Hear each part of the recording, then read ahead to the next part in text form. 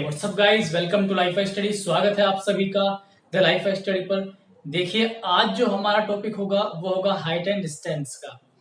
ये topic trigonometry का ही part है और बहुत ज़्यादा इम्पोर्टेंट है, क्योंकि बात करें एसएससी सीजीएल की या सीएचएसएल की तो इसके क्वेश्चंस यहाँ से आते हैं। ठीक है, और अगर सीजीएल मेंस की बात करें तो लगभग 3 से 4 क्वेश्चन आते हैं। सपोज करो कि अगर ट्रिग्नोमेट्री से 10 क्वेश्चन आए तो 10 में लगभग 4 या 3 क्वेश्चन यहाँ से इस टॉपिक से होते हैं। तो इसका यूज बहुत इंपॉर्टेंट है, आपकी चाहे इंजीनियरिंग हो, चाहे जितना भी हमारा टेक्निकल डिपार्टमेंट है इंजीनियरिंग का, कंस्ट्रक्शन वर्क्स, वो सारा इस चैप्टर का उसमें बहुत ज़्यादा यूज है हाइट एंड डिस्टेंस का। ठीक है, तो मैं आपको एक यही शुरुआत में बात बता के चलूंगा कि जो जो मैं आपको धीरे धीरे सिखाते जाऊंगा वो चीज़ें आपको बहुत अच्छे से सीखनी है।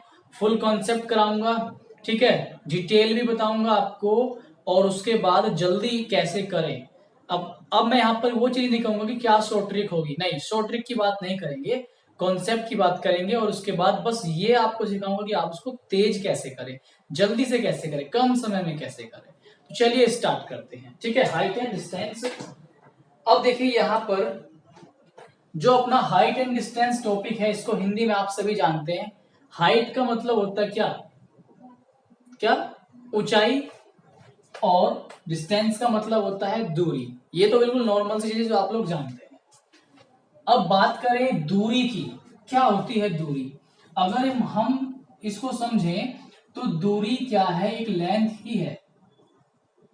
दूरी क्या है, एक तरह की लेंथ ही होती है, एक लंबाई ही होती है। ठीक, दूरी के बारे में आप जानते हैं, the total length of path. पथ की कुल लंबाई को हम क्या बोल देते हैं, दूरी बोल देते हैं। या जितना आपने चला, जो आप चले वो आपकी दूरी हो जाती है। ठीक है, मात्रक वगैरह सभी जानते हैं आप, वही, ठीक, मीटर सेंटीमीटर। अब बात करें हाइट की। हाइट मतलब हिंदी में समझे तो ऊंचाई। ठीक, अब इसमें स्पेशल पॉइंट क्या है, जो ये हाइट होती है ये हमेशा परपेंडिकुलर होती है। क्या होती है, परपेंडिकुलर। परपेंडिकुलर बात करें तो हिंदी में अगर इसे हम कहें, हम इसे क्या कह सकते हैं, लंबवत। हाइट ऑलवेज लंबवत होती है। लंबवत को हम क्या बोल सकते हैं, हम ऊर्ध्व या ऊर्ध्वाधर, क्या बोल सकते हैं, ऊर्ध्वाधर। और अगर हम दूसरी भाषा में कहें तो हम इसे वर्टिकल भी बोल सकते हैं। ठीक, वर्टिकल मतलब ऊर्ध्वाधर ही होता है परपेंडिकुलर फॉर्म में। ठीक है, तो ये आप ध्यान रखना, हाइट और डिस्टेंस। अब हम इसके धीरे धीरे धीरे धीरे कॉन्सेप्ट पढ़ेंगे। जो चीजें आपकी इसमें यूज होंगी उन्हीं चीजों के बारे में हम जिक्र करेंगे। बहुत ज्यादा इसमें आपको कोई फॉर्मूला वगैरह याद रखने की जरूरत नहीं है। ट्रिग्नोमेट्री में आपने सब कुछ कर चुके हैं, उसी के बेस पर होगा। देखिए, सबसे पहले इसमें 2 पॉइंट आएंगे आपके, और उन्हीं 2 पॉइंट पर ये पूरा आपका टॉपिक कवर होगा। इस टॉपिक में 2 ही चीजें पढ़ेंगे हम हमेशा। एक तो पढ़ेंगे आपका उन्नयन कोण। जो बच्चा इस टॉपिक पर नया है या इस लेक्चर पर नया है और वो हाइट एंड डिस्टेंस पहले कर चुका है, फिर भी उसको दिक्कत है, तो मैं आपको ये सजेस्ट करूंगा कि आप इस लेक्चर को पूरा देखिए। पूरा देखने के बाद जब आप पूरा कंप्लीट यहाँ से हाइट एंड डिस्टेंस कर लेंगे तो आपको कोई भी दिक्कत नहीं आएगी किसी प्रकार की। ठीक है, तो इसमें पहला जो पॉइंट आएगा वो आएगा उन्नयन कोण, और दूसरा जो पॉइंट आएगा इसमें आपका वो आएगा अवनमन कोण। अवनमन कोण, पहला उन्नयन कोण और दूसरा अवनमन कोण। अगर हम इसको इंग्लिश में बोले, इसको इंग्लिश में हम बोले तो इसको बोलते हैं हम angle of elevation. Angle of elevation, ये चीज आप लिख लेना इंग्लिश में। Elevation, ELIVATION, angle of elevation. और इसको हम बोलते हैं angle of depression, DEPRESSION, angle of depression. ठीक है, मैं दोनों लैंग्वेज में आपको बता के चलूंगा, बाइलिंगुअल चलूंगा मैं। ठीक है, ताकि आपको हिंदी में भी समझ में आए और इंग्लिश में भी। तो अब हमने ये जाना कि उन्नयन कोण और अवनमन कोण। अब मैं ये बता के चलूंगा कि ये होते क्या हैं, कैसे बनते हैं, ठीक है, कैसे बनते हैं। ठीक, अब एक बात देखो, इसमें एक छोटा सा अगर मैं पॉइंट ऐड करना चाहूं तीसरा, तो इसमें मैं पॉइंट ऐड कर सकता हूं line of site, line of site का, लाइन ऑफ साइट का, इसको भी मैं आपको बता के चलूंगा, लेकिन मैं अपने कॉन्सेप्ट पर चलता हूं कि आखिर है क्या। देखिए, पहले मैंने आपको बताया उन्नयन कोण, क्या बताया, उन्नयन कोण। तो अब आप एक बात देखो, उन्नयन कोण क्या होगा, ध्यान देना जरा, मेरी बात को बहुत ध्यान सुनना। यहां पर मैं बनाता हूं, जैसे कि मैंने बनाया ये एक, सपोज कीजिए ये कोई बिल्डिंग है, ये कोई क्या है, बिल्डिंग है, या कोई टावर है, या कोई चिमनी है, कोई भी हाइट वाली चीज है ये, और एक व्यक्ति यहां पर खड़ा है, ये एक व्यक्ति खड़ा है यहां, ठीक है। अच्छा, यहां पर खड़ा है, इसका मतलब हम मान लेते हैं कि जमीन पर खड़ा है। कहां पर खड़ा है, जमीन पर, ठीक। तो हम हमेशा, अगर यहां से ये व्यक्ति ऊपर की ओर देख रहा है, अगर ये व्यक्ति इस बिल्डिंग के टॉप को देख रहा है, इस बिल्डिंग की चोटी को देख रहा है, तो इस कोण को हम क्या बोलते हैं, उन्नयन कोण। क्या बोलेंगे हम, उन्नयन कोण, ठीक, जो नीचे से बनेगा ऊपर की ओर। मैंने क्या कहा, ये कोई बिल्डिंग हो सकती है, कोई टावर हो सकता है, कोई मीनार हो सकती है, कुतुब मीनार मान सकते हैं आप इसे, कोई भी ऊंची चीज मान सकते हैं। यहां से आप ही किसी वस्तु को ऊपर देख रहे हैं, मान लिया आप यहां पर खड़े हैं, आपका दोस्त ऊंची बिल्डिंग पर खड़ा है और वो आपको बुलाता है, तो आप उसको ऊपर देखोगे जरूर जब वो आपको बुलाएगा। तो जब आपने देखा, तो ये जो एंगल बनेगा, और ये किससे बनेगा, हॉरिजॉन्टल फेस से, क्षैतिज रेखा से। ये कैसी रेखा है, क्षैतिज। तो यहां पर जो मैं शब्द आपको बता रहा हूं, क्षैतिज, ऊर्ध्वाधर, वर्टिकल, ठीक है, ये सारे क्वेश्चन में लैंग्वेज यूज होगी, तो आप ध्यान रखना, इसको हम क्या बोलते हैं, क्षैतिज, क्षैतिज रेखा। क्या बोलते हैं, क्षैतिज रेखा, या वो रेखा जो पृथ्वी के समांतर है, जो पृथ्वी तल के समांतर है। तो ये पृथ्वी तल भी बोल सकते हो आप, या पृथ्वी तल के समांतर एक रेखा भी बोल सकते हो। ये क्षैतिज रेखा होगी। तो नीचे से जो आपने ऊपर देखा, इसे क्या बोलेंगे हम, उन्नयन कोण। समझ रहे हैं आप लोग, ठीक है। अब उन्नयन कोण आप समझ गए, मैं यहां पर आपको अब बताता हूं अवनमन कोण के बारे में, कि अवनमन कोण क्या है। बहुत आसान है, देखिए, जैसे मान लीजिए फिर से हमने ये वही एक बिल्डिंग बनाई, और इस बार यहां पर आपका दोस्त ही है, मैं क्या कह रहा हूं, आपका दोस्त ही है, और आप खड़े हो यहां पर, ठीक है। ये पृथ्वी तल है, जो डैश लाइन मैंने, डॉटेड लाइन मैंने बनाई, ये पृथ्वी तल है। आपका दोस्त अब की बार आपको देखता है, ठीक, तो उसने आपको देखा ऊपर से, आपका दोस्त आपको कहां से देखेगा, ऊपर से। तो इस क्षैतिज लाइन के, इस हॉरिजॉन्टल लाइन के पैरेलल एक यहां से हम ऐसे ही एक इमेजिन करेंगे, एक लाइन है इस तरह से। तो आपका जो फ्रेंड आपको देख रहा है, ठीक, तो इस डॉटेड लाइन से जो एंगल बनेगा, उसको हम क्या बोलेंगे, एंगल ऑफ डिप्रेशन, अवनमन कोण, अवनमन कोण। कभी कभी क्वेश्चन में आपको देगा अवनयन कोण, अवनयन, ठीक है, और उसमें उन्नयन को देगा उनताश कोण। तो ये वर्ड डिनोट करके रख लेना अभी, उन्नयन को उनताश कोण बोल सकता है, अवनमन को अवनयन बोल सकता है। इंग्लिश में सेम बोलेगा, ठीक है, एंगल ऑफ डिप्रेशन या एंगल ऑफ एलिवेशन, ठीक है। ये चीज आपको ध्यान रखनी है। तो ये आपको ध्यान रखना है कैसे कैसे कोण बनेगा। क्या आप क्लियर कर पा रहे हैं, पक्का क्लियर कर पा रहे हैं, ठीक है। एक पॉइंट आप और ध्यान रखना, कभी भी आपने देखा है जो जेड बनता है, ये जेड, जो ये जेड बनता है, इसमें ये वाले जो एंगल होंगे, ये क्या होते हैं, आपके बराबर होते हैं। तो अगर आप इसको गौर से देखें, ये एक जेड वाली आकृति बनी हुई है, तो ये जो एंगल होगा वही सेम एंगल ये होगा आपका, समझ रहे हैं। अच्छा, अब यहाँ पर आपके दिमाग में पॉइंट उठेगा कि सर अभी आपने लास्ट डायग्राम में बताया कि जो नीचे से कोण बनेगा वो तो आपने बताया अवनमन कोण, और अभी आपने बताया जो ऊपर से बन रहा है इस तरह से इस वाली लाइन के साथ, वो बताया आपने अवनमन कोण। जी हाँ, तो बच्चे के दिमाग में ये सवाल उठेगा, तो क्या सर ये फिर से वही बात हो गई, ये उन्नयन कोण ही तो हो गया ना, उन्नयन कोण। तो मेरा आंसर होगा जी हाँ, ये नीचे वाला उन्नयन कोण ही होगा। अगर आप जेड बनाएंगे ये और ये उन्नयन कोण, ठीक, ये उन्नयन कोण और ये अवनमन कोण। अब आप ये एक क्वेश्चन आपके दिमाग में और ये उठेगा कि सर जब ये और ये दोनों कोण बराबर हैं, दोबारा सुनना, जब ये वाला थीटा और ये वाला कोण दोनों बराबर हैं तो फिर इनकी जरूरत क्या पड़ी, क्यों हमने उन्नयन और अवनमन कहा, उन्नयन और अवनमन कहने का फायदा क्या है, अब देखना आगे मैं क्लियर कर रहा हूं आपके। ठीक, बस ध्यान से सुनते चलो, आपके अच्छा क्लियर हो जाएगा। एक बार जब आप करोगे ना तो आपको बहुत आसानी से क्वेश्चन भी समझ पाएंगे।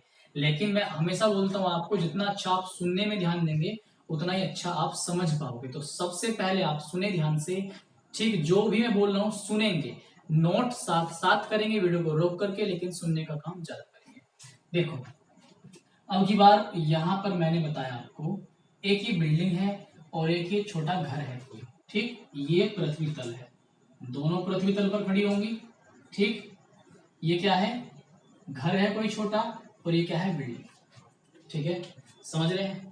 अब उसने कहा आपसे, ये कहा उसने क्वेश्चन में कि एक मकान से एक बिल्डिंग का उन्नयन कोण थीटा है, एक मकान से बिल्डिंग का उन्नयन कोण, एंगल ऑफ एलिवेशन, ध्यान देना, किससे कहा, मकान से। तो ये मकान माना हमने, ये क्या है, मकान, और ये बिल्डिंग या टावर जो भी आप मानना चाहें।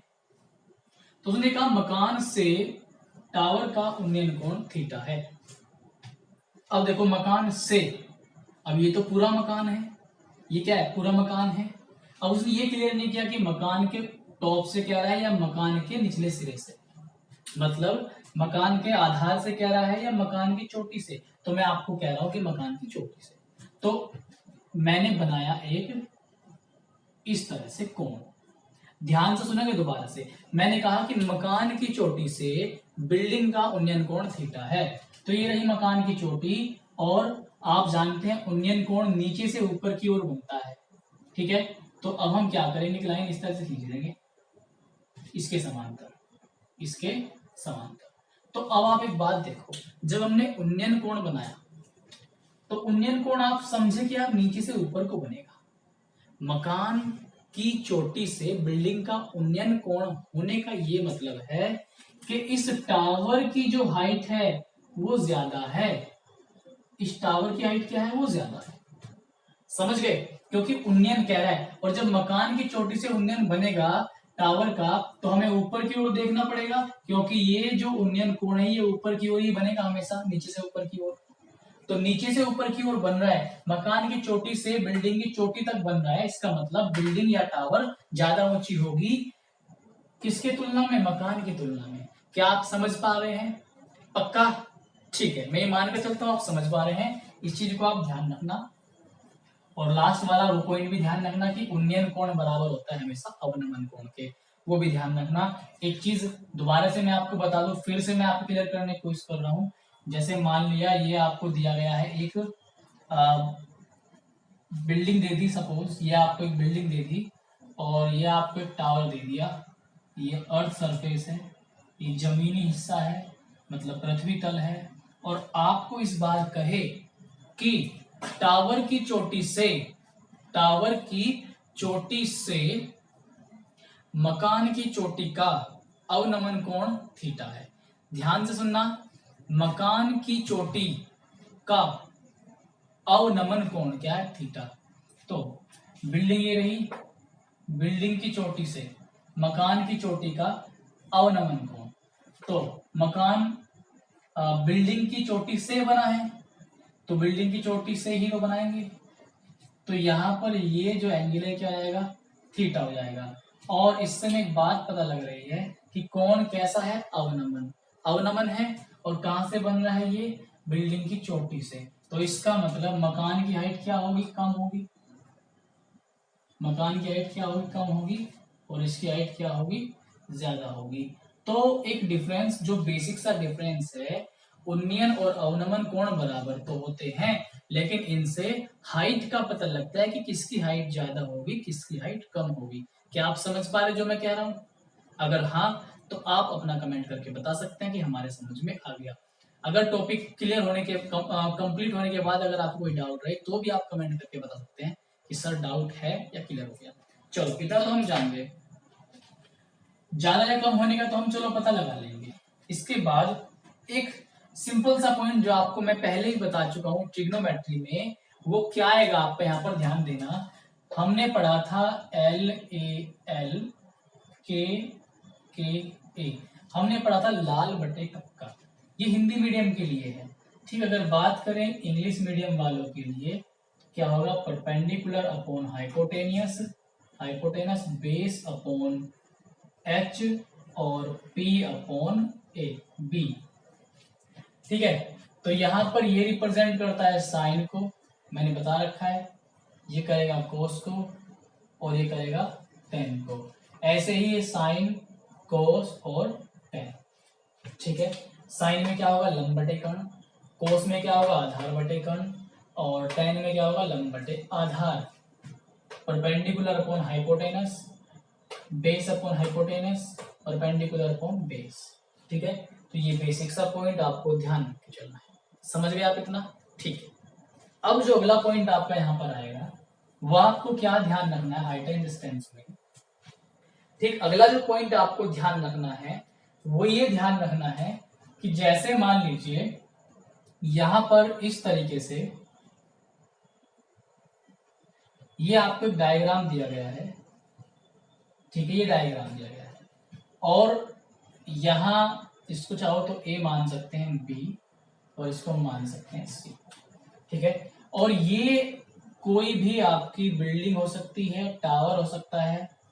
ठीक है, देखिए कितना अच्छा डिजाइन बन गया यहाँ पर, ऐसा लग रहा है कि सच में कोई ऐसे घूमती हुई बिल्डिंग है या मीनार है, तो ऐसा लग रहा है।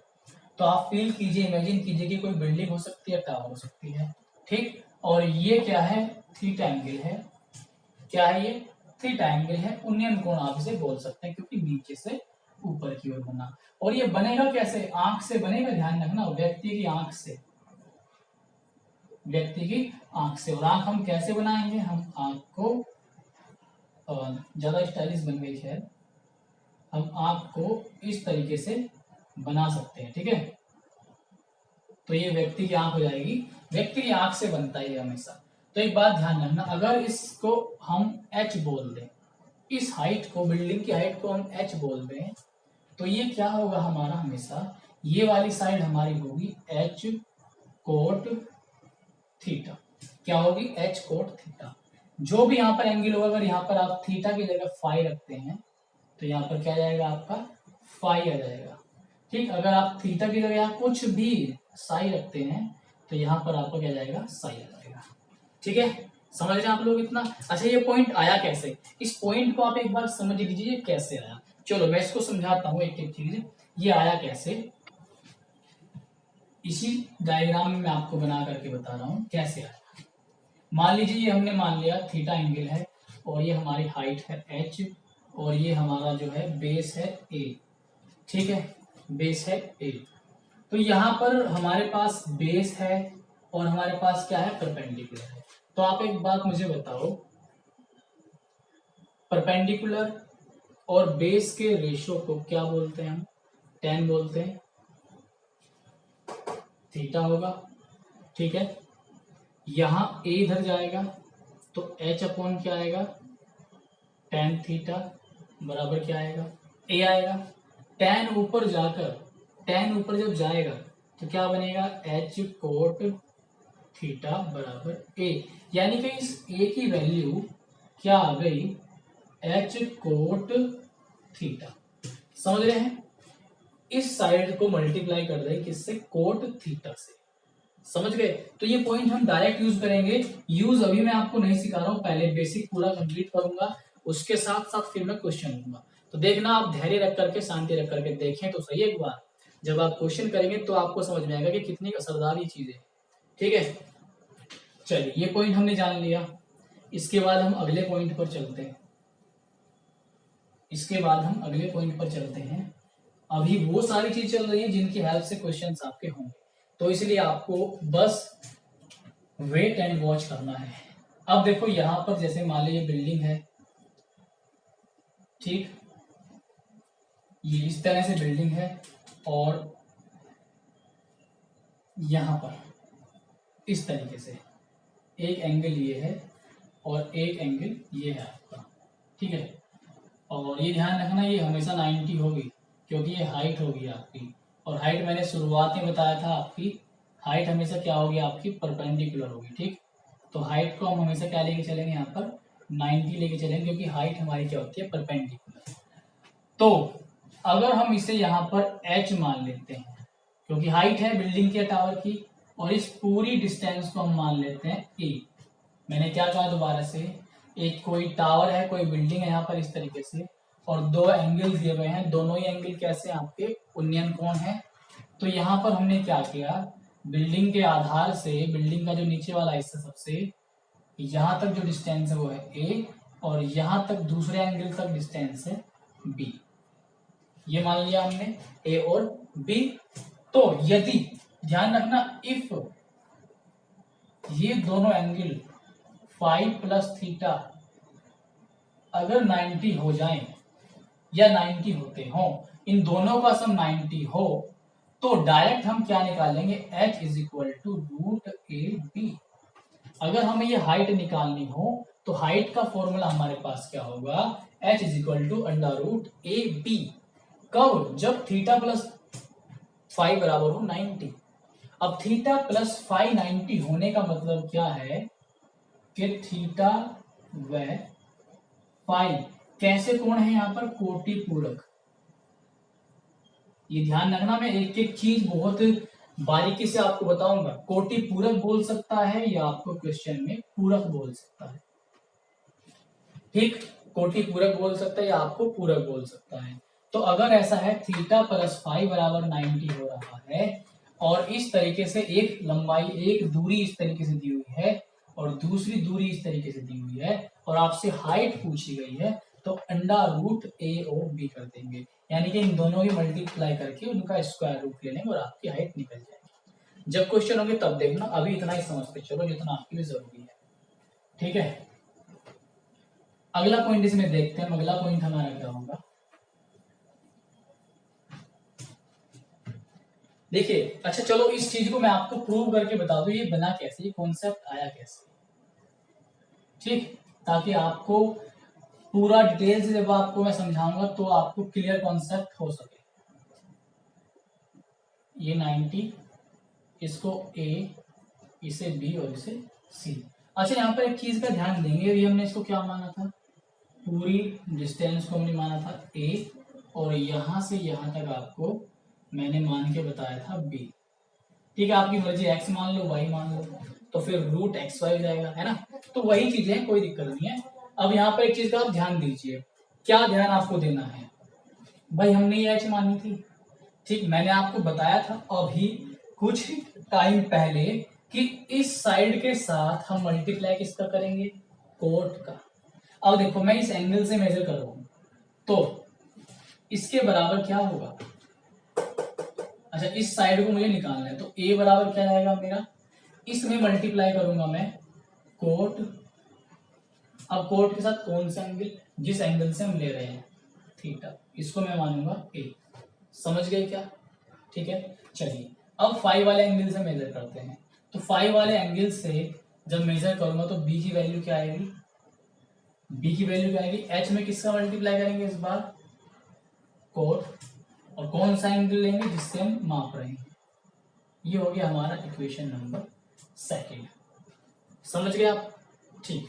और कंडीशन ये है कि इन दोनों का सम थीटा प्लस 5 कितना हो रहा है, 90।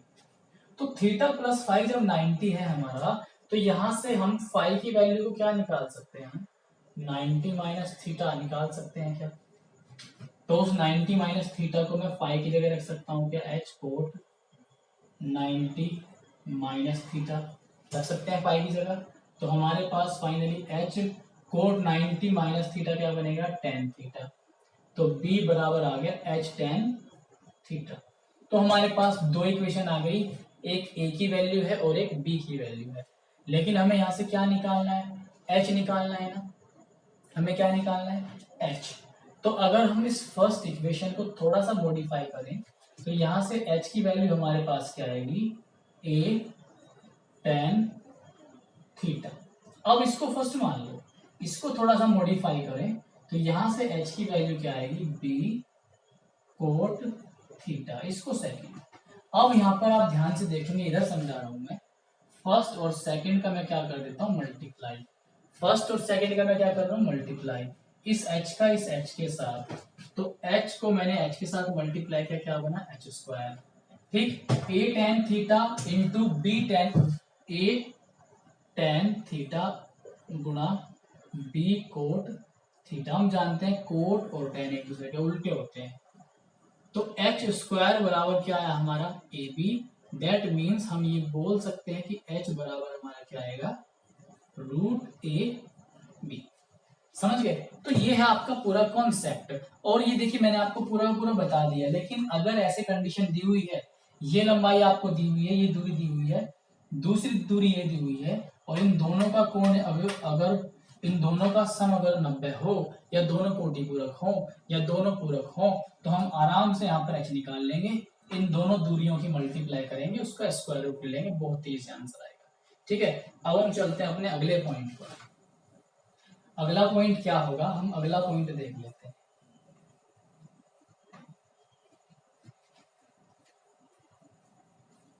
अगला पॉइंट देखते हैं। देखिए अगला पॉइंट जो यहाँ पर आपका होने वाला है वो पॉइंट होगा, चलिए अब जैसे मान लीजिए ये बिल्डिंग है, ठीक, और यहां पर इस तरीके से, ये मैंने क्या बताया आपको, एक बिल्डिंग है और इस तरीके से दो एंगल दिए गए हैं, एक ये एंगल है और एक ये एंगल है। सपोज कीजिए 30 और ये 60, ठीक है, ये 30 और ये 60। तो यहां पर आपको एक रेशियो याद रखना पड़ेगा। रेशियो क्या, रेशियो आपका 1:2। अब इस 1:2 का मतलब क्या है, कहने का मतलब ये यहां से आप डिस्टेंस देखो, ये वाली डिस्टेंस जो मैंने ब्लू में बनाई, अगर ये यहां से यहां तक 10 है, ठीक, तो ये डिस्टेंस यहां से यहां तक कितनी होगी, 5 होगी। 5 और 10 का अगर आप रेशियो देखो तो 1:2 का आएगा, 1:2 का आएगा। समझ गए क्या आप, इतना समझ रहे हैं। अच्छा, अगर यही डायग्राम ऐसे बना हुआ हो, ये इधर की साइड बन जाए, ठीक, ऐसे बन जाए, और ये 30 हो आपका और ये क्या हो 60 हो, तो तब भी कोई दिक्कत नहीं, 2:1, 2:1, बात यही रहेगी। तो अभी फिलहाल के लिए आप इतना याद रख के चलें जो मैंने आपको बताया। ऐसे ये तो 90 होगा ही होगा हमेशा। अगर ये 30 दिया हुआ है और ये 60 दिया हुआ है, क्या समझ पा रहे हैं आप मेरी बात। 30 दिया हुआ है, 60 दिया हुआ, तो रेशियो कितना होगा, 1:2, 30 60 2:1, ये आपको ध्यान रखना है। ठीक है, आगे चलते हैं। बहुत अच्छे अच्छे पॉइंट है, आप लोगों को समझ में आ जाएगा अगर आप ध्यान से देख करके चलें। ठीक, अगला पॉइंट जो आपका इसमें आएगा वो पॉइंट ये होगा कि ऐसे भी कंडीशन हो सकती है, इस तरीके से भी हो सकता है। ठीक, ये वही कोई बिल्डिंग टावर हो सकती है जो आपको दिखाई दे रही है, कोई बिल्डिंग मान सकते हैं, कोई टावर मान सकते हैं। इधर भी एंगल कितना बना हुआ है, 60 डिग्री, और इधर भी एंगल कितना बना हुआ है, 60 डिग्री। तो यहां से यहां तक जो दूरी होगी, अगर ये x है तो ये भी कितनी होगी, x होगी। ठीक, तीसरा पॉइंट या चौथा पॉइंट जो भी है आप इसको नोट करके लिखें। ठीक, ये तो ऑलवेज क्या होगा आपका, ये तो परपेंडिकुलर ही क्योंकि हाइट है, तो ये डिस्टेंस दोनों बराबर होंगी, या 1:1 में आप इसको बांट सकते हैं, 1:1 भी लिख सकते हैं। ठीक है, तो ये पॉइंट हो गया आपका। ठीक, चलिए इसी में मैं एक थोड़ा सा और ऐड करता हूं यहाँ पर। अगर यहां पर इस तरह दिया हुआ हो, ये एंगल कितना दिया हुआ हो 30, तो क्या होगा? अच्छा, अभी मैंने आपको क्या बताया था कि जब 60 और 30 की बात होगी तो इतना हिस्सा भूल जाओ आप, ये हम 2 में लिखेंगे और ये हम किस में लिखेंगे 1 में। अभी मैंने आपको ये बताया था क्या? ठीक है, ये तो यहाँ पर 1 मान ही सकते हैं, फिर हम मान सकते हैं। ठीक है, तो क्या हम इसको ऐसे भी लिख सकते हैं, 1 2 हटा करके ये पूरा कितना हो गया 2 और 1 कितना हो गया पूरा का पूरा 3 हो गया, तो हम इसको 3 भी लिख सकते हैं। यहाँ से क्या लिख सकते हैं, हम इसको 3 भी लिख सकते हैं, तो 3। तो यहाँ पर जो फाइनली आपका जो रेशियो बनेगा वो हम इसको ऐसे लिख सकते हैं 1 3। क्या लिख सकते हैं 1 3। तो हम इसको 1 3 के रेशियो में भी यहाँ पर डिवाइड कर सकते हैं। क्या आप इतना समझे? पक्का समझ रहे हैं आप? चलिए, ये तो हमने देख लिया, यहाँ पर ऐसे हम लिख सकते हैं इसको, तो इतना भी आपके समझ में आ गया होगा। तो यहां से हम इसको इस तरह से आप देखो, ठीक, अगर बीच में नहीं दिया हुआ यहां पर, अब आप क्लियर हो जाएगा पूरा का पूरा। एक तरफ 60 दिया हुआ है और एक तरफ क्या दिया हुआ है 30, तो हम यहां से इसको 3 मान लेंगे पूरे को, और इसको हम क्या मान लेंगे 1 मान लेंगे। ठीक है, चित्र बना के चले, जब क्वेश्चन में इनका यूज होगा तो मैं आपको बता दूंगा एक एक चीज के कैसे कैसे इनका यूज हो रहा है। एक पॉइंट आपका ऐसे बन सकता है इस तरीके से,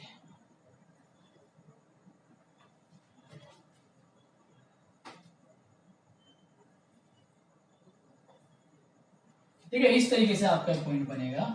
अगर ये एंगल कितना दिया हुआ है 30 और ये एंगल दिया हुआ आपको 60, तो यहां पर मैंने आपको बताया था इसमें आप क्या लेंगे, इसको 1 ले लेंगे, ठीक है, और इसको आप क्या लेंगे यहाँ पर 3 लेंगे। इस केस में इस तरह का जब आपका डायग्राम बनेगा तो यहाँ पर हम क्या लेंगे 60 30 अगर दिया हुआ इस तरीके से, तो इसको 1 इसको 3, क्योंकि बेसिकली क्वेश्चन ज्यादातर जो आपके आएंगे 60 और 30 पर ही आएंगे, तो इसलिए इस कॉन्सेप्ट को पहले हम क्लियर करेंगे कि 60 लेंगे उधर क्या लेंगे, मतलब 60 सॉरी ऐसे नहीं, ये इस तरह दिया हुआ होगा, ये तो 90 होगा ना, ठीक है, तो 90 होगा, तो हम 1 3 का रेशियो यहाँ पर ले सकते हैं। अगला पॉइंट जो आपका होगा, ठीक है, तो अभी मैंने आपको यहाँ तक बताया है और आई थिंक बहुत अच्छे से आपके समझ में आ गया। तो देखिए, अब जो आपका अगला पॉइंट होगा वो क्या होगा, यहाँ पर ध्यान दीजिएगा, बहुत अच्छा पॉइंट है, क्वेश्चन में बहुत हेल्प करेगा। जैसे मान लीजिए इस तरीके से आपको, ये आप जानते हैं ऑलवेज 90, और एक एंगल आपको दिया हुआ 45 45 डिग्री आपको एक कोण दिया हुआ है, तो ये 90 ये 45, तो कितना जाएगा आपके पास 45 हो जाएगा। और अगर ये साइड आपको ए दे दी गई, ठीक, तो डेफिनेटली सी बात है 45 के सामने ए है, दोनों कोण बराबर है, तो इनकी दोनों साइड क्या होंगी, सामने वाली भुजाएं बराबर होंगी। तो इस केस में जो आपका हाइपोटेनस आएगा या जो कर्ण आएगा वो क्या आएगा, ए स्क्वायर प्लस ए स्क्वायर, तो ये आपका क्या जाएगा √2a। तो इस भुजा का कितने गुना आया, ये √2 गुना, कितना आया √2 गुना। अब ध्यान से सुनेंगे मेरी बात, यहाँ पर मैं क्या कर रहा हूँ आप लोगों के लिए, अब आपको थोड़ी सी चीजें आपको क्लियर होंगी कि हाँ ऐसा ऐसा हो सकता है। मैंने ये हटा दिया सब कुछ यहाँ से, और आपको क्वेश्चन में दिया गया है कि एक टावर है या एक बिल्डिंग है, ठीक, और इसका उन्नयन कोण 45 डिग्री है। एक बिल्डिंग है, एक टावर है, इसका उन्नयन कोण 45 डिग्री है, और जहां से उन्नयन कोण बन रहा है उस बिंदु की इस बिल्डिंग के आधार से दूरी है 10।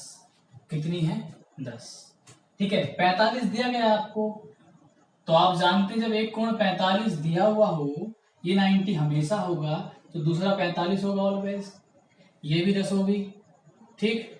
तो फिर आपको ये करने की जरूरत नहीं है कि रूट लगाते फिरें और उसका 10 का स्क्वायर करते फिर, नहीं, ये आपको पता है, इतना पता होना चाहिए कि 45 दिया हुआ, बस अगर ये 45 दिया हुआ है और आपसे ये कर्ण वाली साइड पूछी गई है, तो डेफिनेटली वो इस 10 का कितने टाइम्स होगी, √2 टाइम्स।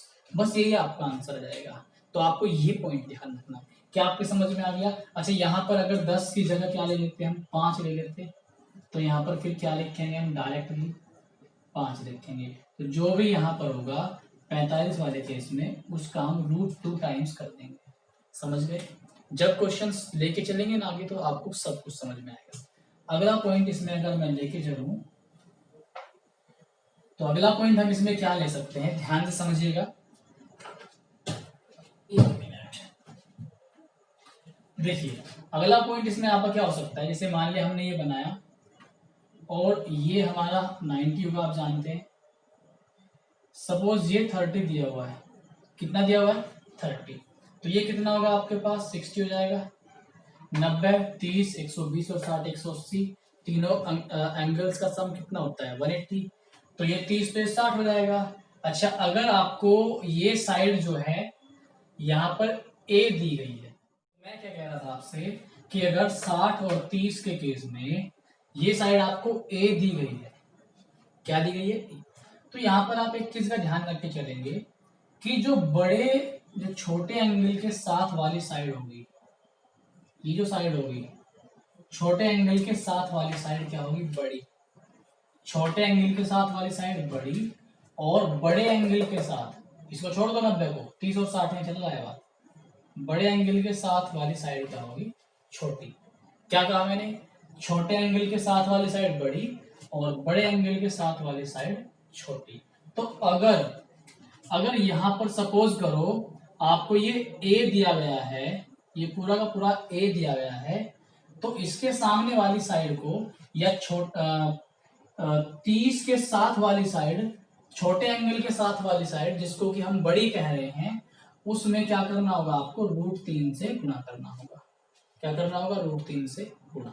समझ गए? चलो एक पॉइंट और लो, मैं ये कह रहा हूं कि अगर मैं एक ट्राइंगल ले रहा हूं इस तरीके से, ठीक, और उसमें ये 30 और 60 वाला चक्कर है इस तरीके से, तो मैंने कहा कि जो छोटा एंगल है, छोटा एंगल क्या है, 30, तो 30 के साथ वाली जो साइड है वो कैसी होगी, बड़ी होगी।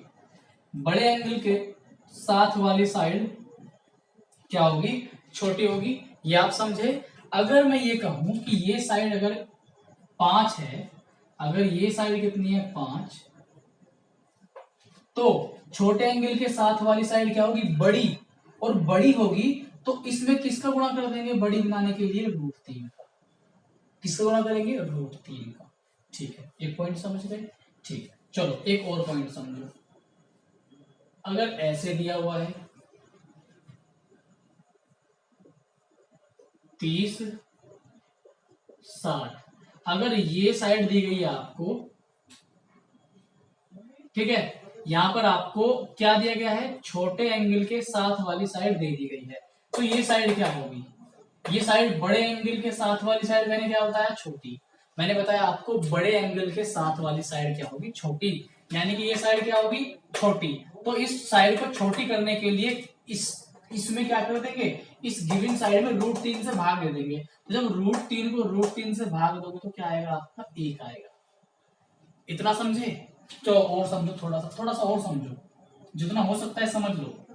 ठीक है, मैं चाहता हूं कि आप अच्छे से अच्छा समझ लें। ठीक है, ये 90, ये 30, ये 60, ये आप चेंज भी कर सकते हैं, 60 इधर ले सकते हैं, 30 इधर, बात वही रहेगी। ठीक है, कॉन्सेप्ट यही रहेगा। मान लीजिए ये हमारे पास कितना है, √3। बड़े एंगल के साथ वाली साइड क्या बताई हमने, छोटी। तो और छोटे एंगल के साथ वाली साइड, छोटा एंगल जो है, छोटे एंगल के साथ वाली साइड हमने क्या बताई, बड़ी। तो इसको बड़ी करेंगे। बड़ी कैसे करेंगे, इस साइड का √3 गुना कर देंगे, इस साइड में √3 गुना कर देंगे। जब √3 गुना करेंगे इसका, तो कितना आ जाएगा, 3 आ जाएगा, ये होगा। क्या आप समझ पा रहे हैं मैं जो कह रहा हूं? चलो ठीक है, यहीं से एक पॉइंट मैं आपको और बता दूं, एक पॉइंट में यहीं से आपको और बता दूं, ये जो साइड होगी आपकी कर्ण, अब यहां से कर्ण कैसे निकालें, ठीक, ध्यान रखना। इस केस में 30-60 वाले केस में 30 के सामने जो साइड होगी, ध्यान देना, जो 30 के सामने साइड होगी उसका डबल होगा ये। तो 1 का डबल कितना आ गया? 2। समझ गए? अगर यहां से मैं बात करूं इसकी 30, ठीक, और 30 के सामने क्या है? a, तो a का डबल क्या होगा यहाँ पर? कर्ण 2a। समझ गए इतना आप? ठीक है, अब यहाँ पर देखो 30 के सामने क्या है? 5, तो ये क्या होगा? 10 होगा। ठीक है, वैसे भी आपको समझ में आ रहा होगा, ध्यान से समझना। देखो अगर आप पाइथागोरस थ्योरम लगाओगे, इसी में लगा लो, चलो पाइथागोरस थ्योरम लगाओगे तो आप कर्ण निकालने के लिए क्या करोगे? 1 का स्क्वायर करोगे। 1 का स्क्वायर आपका कितना आना है? 1 आना है। रूट 3 का स्क्वायर कितना आएगा आपका? 3। तो 3 और 1 4, 4 का कितना बाहर आएगा? 2। तो हुई ना वही बात। ठीक है, अगर यहाँ पर आप करोगे ऐसे, आप पाइथागोरस का यूज करोगे, 5 का स्क्वायर करो, कितना आएगा? 25। यहाँ पर 5 का स्क्वायर 25 और रूट 3 का स्क्वायर 3, तो 25 से कितना जाएगा? 75। रूट के अंदर कितना बनेगा? 100। 100 का कितना बाहर आएगा? 10 बाहर आएगा। तो मैं क्या बता रहा हूं आपको, 30 के सामने वाली साइड का डबल कर देना कर्ण को। समझ गए? तो यहां पर मुझे बताओ क्या होगा? इसका डबल, यानी कि 2√3 ये आ जाएगा। समझ गया? पक्का? चलिए एक पॉइंट और लेता हूं और आज के लेक्चर को हम यहीं पर विराम देंगे।